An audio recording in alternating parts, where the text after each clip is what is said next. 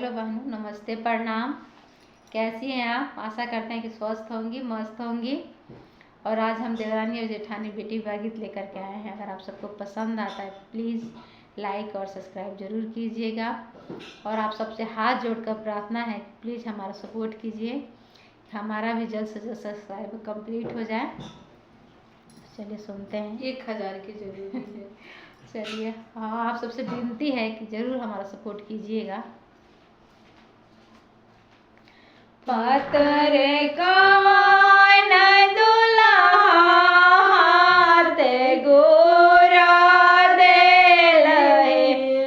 पतरे कवन दुल्हा हाथ गोरा देल है।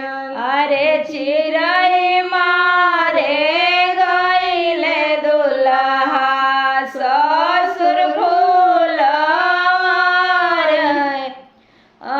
चिरई मारे गईले दुल्हा ससुर फूलवार हो।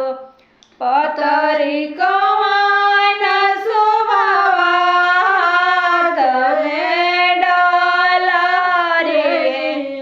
अरे पतरी कवन सुबवा हाथ में डाला रे।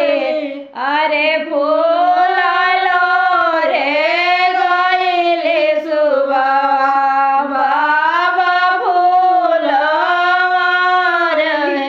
अरे फूल लो रे गईले सुबवा बाबा फूल रे। मारले कौन दुल्हा तोड़ले डाला रहे। अरे के कराहू कुमावा सुबवा फूल लो रे आइल।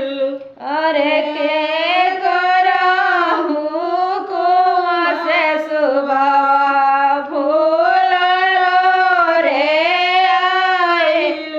रोवेले कवन सुबवा जोड़ेले डाला रहे।